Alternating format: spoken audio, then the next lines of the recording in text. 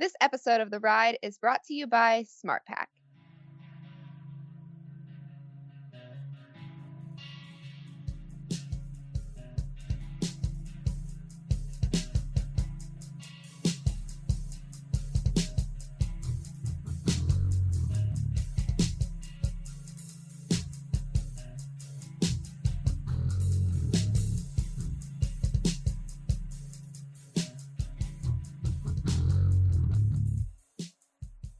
Hey everyone, and welcome back to the Ride Podcast. This is Michaela, and Nicole is out on a video shoot this week, so she is unable to join us for this episode.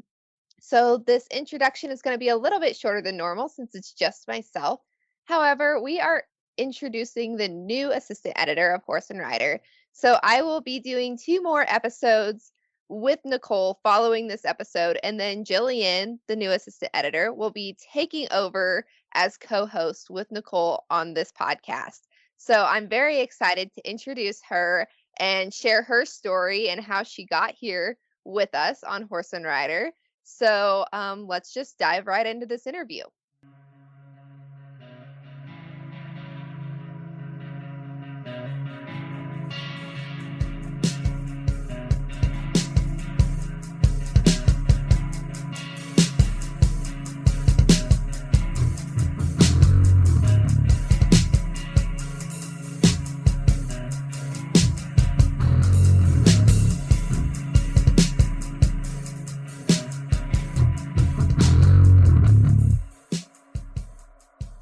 Due to the challenges of modern horsekeeping, many horses can benefit from the support of supplements to help them look and feel their best.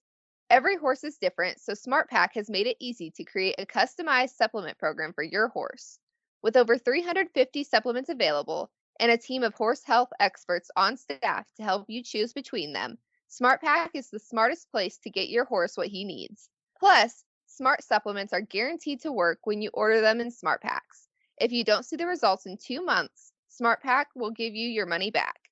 Visit smartpack.com or call 1-800-461-8898 to learn more about how SmartPack can help you take great care of your horse today.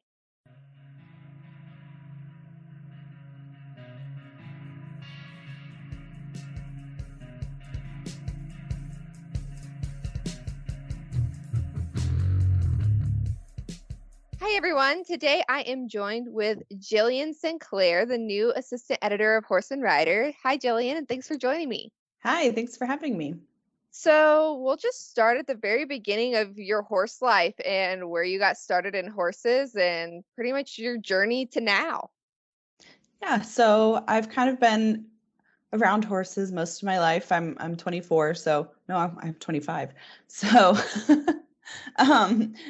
and my grandpa, was always involved with horses. He did a little bit of training on the side, and he worked with a lot of really great people up in Minnesota where he was from. So he, helped the McCutcheons and the McQuays. He was teaching them riding lessons when they were kids. So they certainly have come a long way since then. So he's kind of just always been a part of the horse industry, and he just decided that we were going to be horse people too. So he came home to my parents' house one day with a pony, and it kind of all went downhill from there, I guess you could say.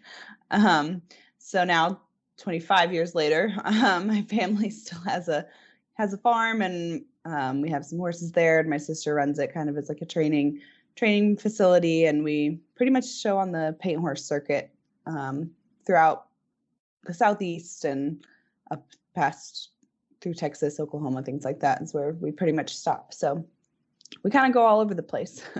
So I remember reading your first blog post that you put on Horse and Rider, which for the listeners that haven't read that, be sure to head over to horseandrider.com and read that, and you can learn, read Jillian's story. But for now, we're going to listen to it and get all the nitty-gritty details.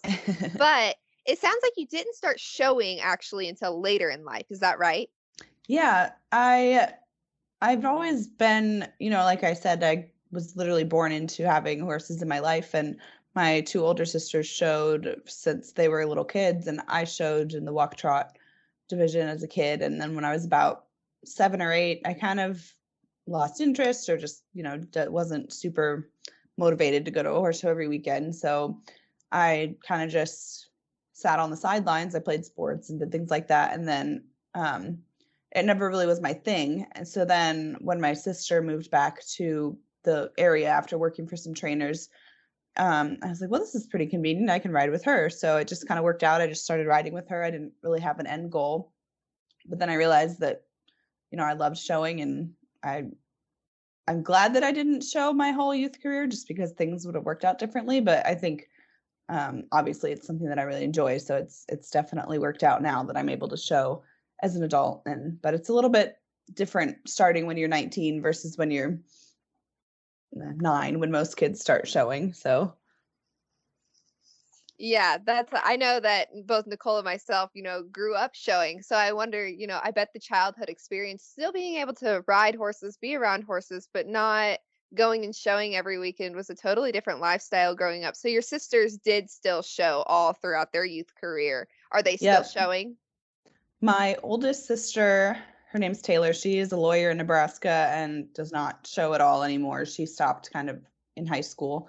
And then my middle sister, her name's Avery. She showed all through high school, a little bit in college, and then started working for some trainers, and now has her own business where she shows her clients' horses, but she says she likes the riding part more than the showing part. So so I get to show with her. So it's great being able to keep that, family connection and things like that. But so, yeah, I don't know. I guess I just didn't catch the bug until a little bit later. And that's quite all right, because now we have you at Horse and Rider. So it all seemed to work out quite Definitely. in the grand scheme of things, despite you, taking a little break as a kid. Yeah. So anyhow, how did you guys get into the paint horses instead of, the typical route of the quarter horses? So we've kind of always had the paints. I'm not really sure why, but that's what my grandpa just kept coming home with, was another paint horse. And I don't really know what led him to choose that over the quarter horses. I know at some point we had a few quarter horses at our farm, but when we started showing, we started working with a trainer who, fortunately for us, lived right down the road from our farm. And for the east coast of Florida, there really aren't very many all around trainers. So we were very fortunate to find her and have her live so close to us. And her name is Catherine Cope, or Kit Cope. She's now a AQHA, APHA, NRHA judge. I think she has every judge's card that you can hold, and she judges all over the world now. And when we started working with her, she was giving us lessons, but she was kind of getting out of the training and going more into working towards her judge's career. So when my parents decided to kind of step up the showing a little bit more, she recommended a trainer, husband and wife, who are in South Florida. Their names are Ed and Laren Dubin, and they were one of the biggest paint horse trainers in the industry at the time, and they've been in a part of APHA since the beginning, I think, for over 40 years, and they were very, very well known and very, very good at what they did. And we started working with them, and then eventually my parents moved my sister's show horses down to them, and they rode and trained with them. We would drive 4 hours every weekend and go spend the weekend in Arcadia, Florida. And then they started showing, and Ed and Laren only did, the paint horse shows, not any other circuit. So that's just what we did. And they started showing on a little bit of a higher level, and then eventually worked their way up to showing at the World Show and things like that. So yeah, we just have always had paints, and it kind of we never went off that track. Every horse that my parents bought after that were, replacing my sister's kind of starter horses, they were just always paints that Ed and Laren had found for us. And yeah, that's just always been the breed that we've had. We were really lucky to find Ed and Laren. They still are a huge part of our lives. We started showing with them since I was probably 2 or 3 years old, and my sister was 6. And And so we just never had another horse trainer there who we always had our horses with and showed with. And I got to show with them a little bit as a kid. And then even when I started riding a few years ago, they were still training. And that's kind of how my sister got her start in the business as a horse trainer. She apprenticed for them after she finished showing, and she worked for them for a few years, and they really took her under their wing and kind of gave her everything she needed to start her business. And they were a huge part of that. So when I started showing with her, you know, they were still training, and so we went to shows together and things like that. And it was really great just being able to have them in our lives and still have them in our lives. And we were really lucky to find them. They're definitely a huge part of our family still today. So Yeah, that is really lucky. And the paint industry is an excellent industry to be involved in. As you know, as you were an intern, I believe, with the Paint Horse yep. Association. Do you want to tell us a little bit about that? Yeah. I It was right before the pandemic happened, so bad timing as usual for everything around then. And I just applied kind of on a whim. I wasn't really sure what I was doing with my life, and I was like, well, this, seems like the perfect place to spend some time and learn and things like that. So someone like shared it with me on Facebook, and I applied, and I interviewed and accepted, and then I moved from Melbourne, Florida, which is where I am now, to Fort Worth, Texas for a few months, and it was an incredible experience. I never thought that it would turn into what it did, because that's definitely why I am here and how I ended up on this kind of career path. But I was working in the publications department, and then we were working for the 2020 World Show, for which was a whole new experience working that during COVID. It was not like any other world show that I had been to, but it was just such an amazing learning experience, and kind of learning the other side of the horse industry that I never had any experience with before and never really thought about. But now that, I was kind of on that side, seeing things, going to the headquarters every day, working from there and working with the different departments and things that they had there, I was like, wow, this is really like, for me, this is just a hobby, but it's also a career, and there's plenty of places to find a career in the horse industry if that's what you want to spend your life doing. So it was a very eye-opening experience, and just the greatest hidden gift that I could have found, I guess. I never thought that it would turn into that. For me, it was just kind of well, there's a pandemic, nothing else is going on, I might as well go to Texas and work at APHA. But it definitely turned into something much better than that. So Yeah, what a fun life experience that turned a total life change. So did you have the idea that you wanted to be in the horse industry, as you were going through college? So were you like, yeah, I want to go into the horse industry and find a career with the degree that I have? Or did you think that you were going to go somewhere else in life? I was kind of at a place where I wasn't really sure what I was passionate about, I guess. I was kind of just like, well, you get a job to make money.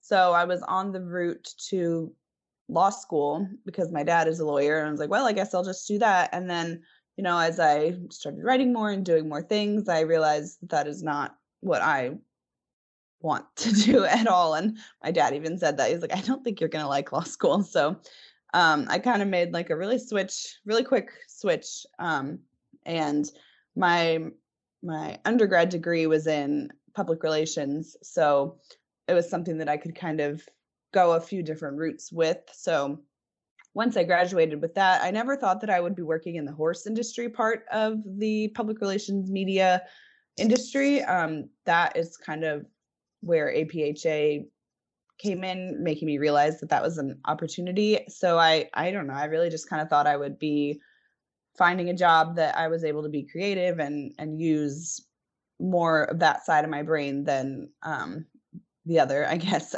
So I was just, looking forward to having something like that as a career, but I never thought that it would be anything with horses. That was just never really part of the plan until it kind of fell into place, and I realized that it could be.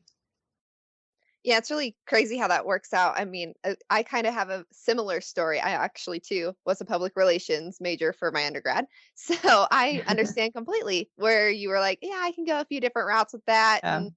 My thing was, let's see if we can end up in the horse industry. It's not the ultimate end goal, but if we can, and it worked out, and I was able to join Horse and Rider just like you. And then now I've moved on to a different part of the equine network, which is absolutely amazing. And I'm so excited for you to take on all of the jobs at Horse and Rider because it is so much fun with all the different things that we get to do. So, is there a certain thing that you're most excited about working for the brand? Oh man, that's a really tough question. Um, I'm really looking forward to expanding and learning more about the different disciplines that Horse and Rider works with. I have a pretty I'm pretty familiar with the all around discipline, but when it comes to the reining and the cutting and things like that, I am I've gotten my feet wet a little bit, but I'm really looking forward to just working with that every day and learning as much as I can and being able to work with some of the best top professionals in the industry. It's going to be such a great experience learning from all of them and learning from everyone at Horse and Rider. And yeah, I really don't know if I can pinpoint just one specific thing, but just learning every part of the Western disciplines that I can is something that I'm really looking forward to. Well, kind of circling back on, your learning and your abilities to learn about the different disciplines, I forgot to mention that you were also an intern for Phelps Media. Was that correct? Yes. So you were able to dive into the English side of things even, which is an excellent experience, especially, coming from an all-around background. I mean, you had a little bit of that English experience, I'm sure, but diving headfirst into a totally different discipline, I bet that was a wild ride. Yeah, so Phelps is down in Wellington, Florida, which is where all of the top hunter and jumper and dressage horses pretty much in the world are. And that's where the Winter Equestrian Festival takes place. And it's a 12-week long horse show that hosts Olympic riders and people qualifying for the Olympics and basically the top horses in the world. They come from all over and they winter there all year long or all winter long. And I was an intern during the Winter Equestrian Festival this year. So I was kind of fully immersed into the hunter jumper and dressage discipline. And it was something that I really hadn't experienced before. I'm used to a hunter horse being a 17 hand stock horse that, is maybe an appendix and has a little bit of thoroughbred in it. But getting down there and seeing the warm bloods that are 18 hands and just such a different type of animal than what I'm used to. And it was really great being able to experience it firsthand and really be a part of it. I think it's part of the reason why I learned the discipline so quickly was because I had to. And I was interviewing Olympic athletes, which was just incredible. And it was a really eye-opening and kind of a culture shock, but they horse show a little bit differently down there. I'm used to eating at a concession stand for lunch at a horse show and getting a hot dog or a hamburger, but they have VIP tents with, glass dishes and servers bringing you all kinds of different fancy food. And it was definitely something that I could get used to, but it was very, very different from the kind of horse showing that I have experienced before.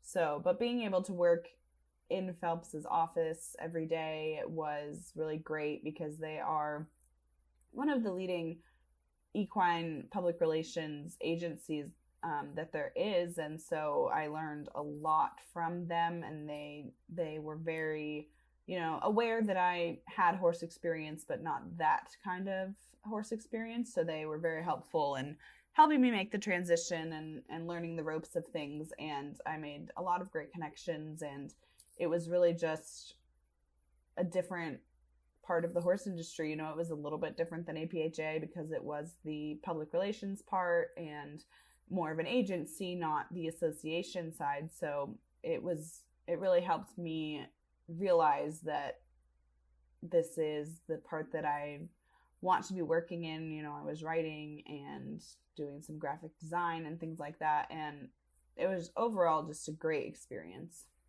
Yeah, I think it's so, it's really great that you were able to just dive in there and learn it all and take it in. And I think that really says something about you as a person and as an equestrian to be able to have the willingness to go outside of your event and try something different, even if it's a totally different, kind of thing from Western to English. I think that Mhm.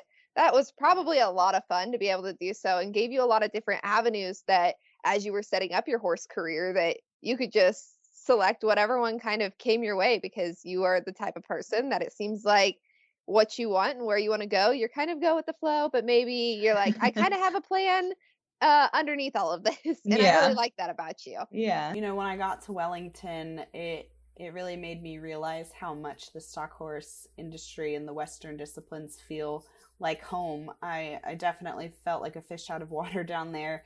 And that was a good thing. I mean, it really opened my eyes to the sport and gave me a whole new level of appreciation for those horses and the riders and everything that's involved with it. But I am very lucky that I was able to find a position so early on in my career at a place like Horse and Rider, where I'm working with the professionals that I've been admiring my whole life, and horses that I know, and the discipline that I know. So it was, the timing worked out almost perfectly with my internship ending and then a week later starting here. So it really just kind of fell into place, and I'm very thankful that I was able to work in so many different parts of the horse industry before, kind of finding a place to settle. And this is definitely the right place. So I'm really happy with how things ended up.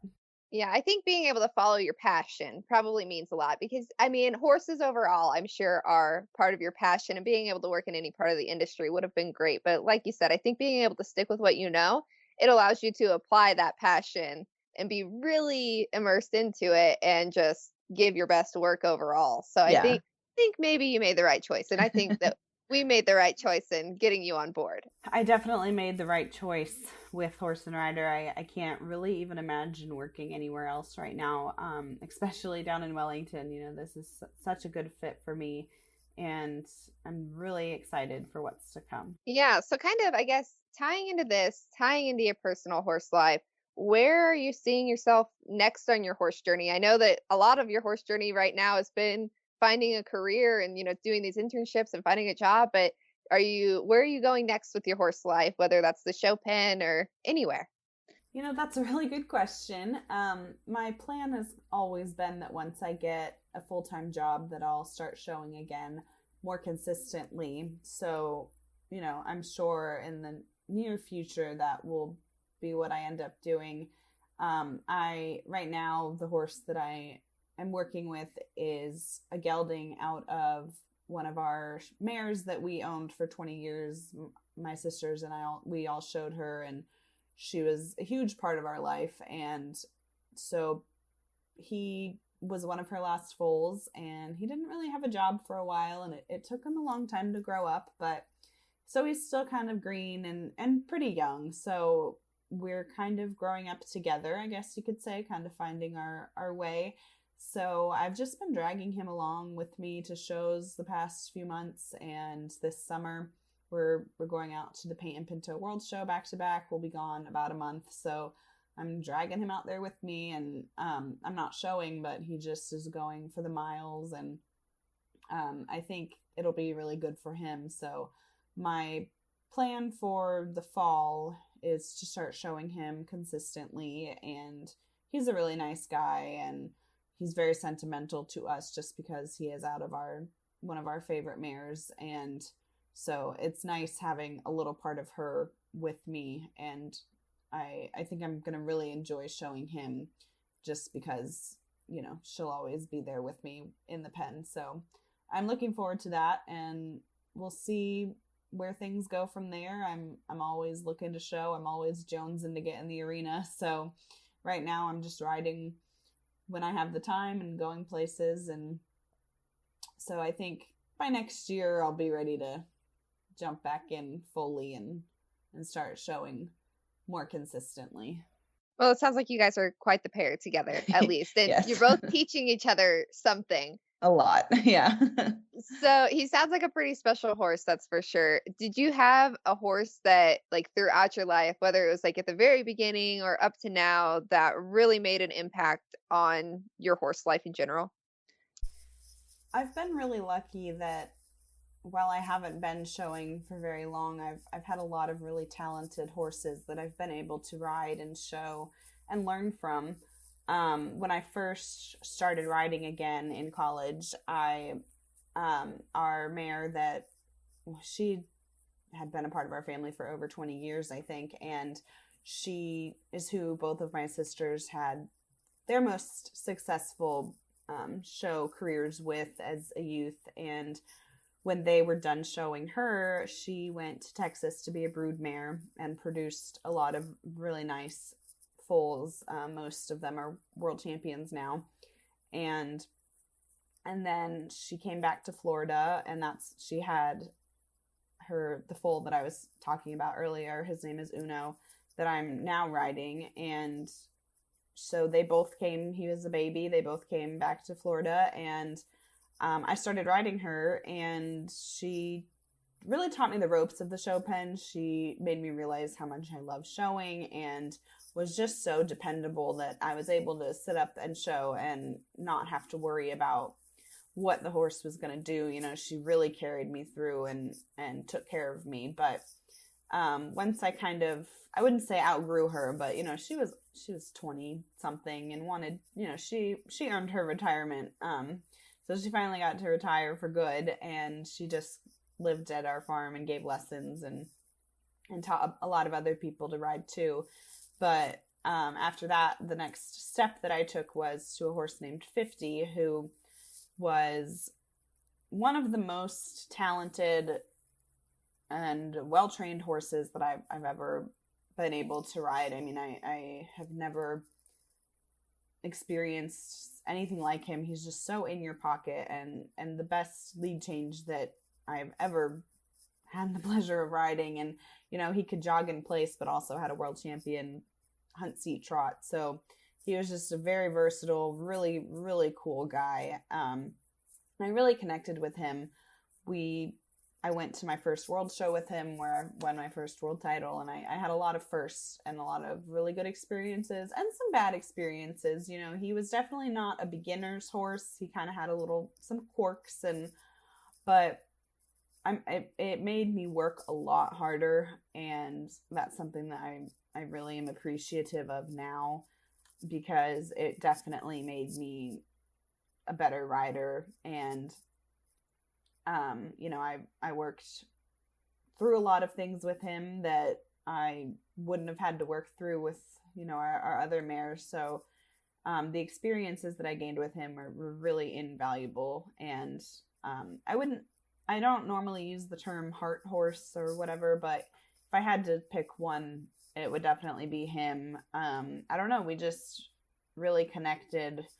You know, like I said, he was kind of a quirky horse, and a lot of people, you know, didn't give him a chance, but once you gave him the chance, he was so worth it, and just such a nice guy, really a gentle giant. I mean, he was a huge appendix thoroughbred and paint horse, but I would just go sit in his stall with him and, you know, put his head in my lap or whatever, and we would just hang out. And he was just one of the special ones. So and then after that, I was lucky to show Pepper, he's a pepper jack, who's a lot different than 50. He was, you know, 15-2 on a good day, and taught me how to do the trail and things like that. And he was also very dependable, and I accomplished the most with him. That's when I showed the hardest. But so I've been really lucky to have a lot of well-trained horses to learn from, and just to experience that talent. I didn't appreciate it in the moment, but now thinking back and after riding other horses,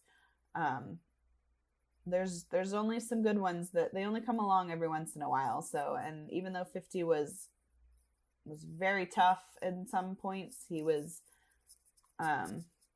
just an amazing ride that I will never ever forget.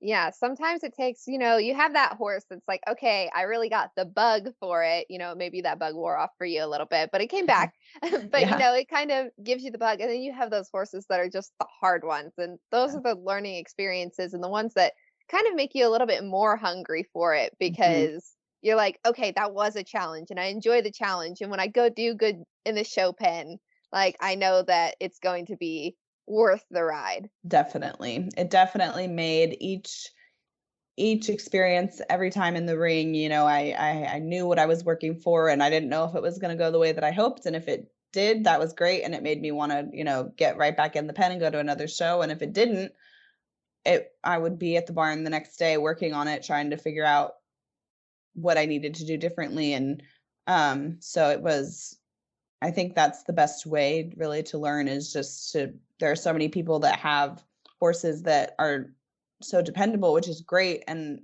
I think that's very necessary and important, but also having the ones that make you work for it. It definitely is an eye-opening experience. Yeah, absolutely. So I guess from here, I think we'll wrap this up a little bit. I think we kind of touched on every little bit of your horse life, which is so interesting. I'm so glad that we're able to have you on board here at Horse and Rider because you are a very well-rounded Mhm. horsewoman. So that's an excellent addition to the team.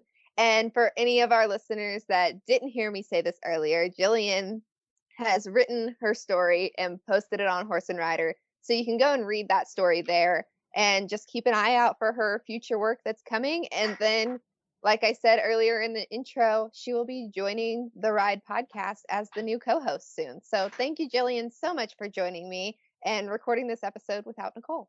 Yeah, thank you so much for having me. I'm super excited to be a part of the team.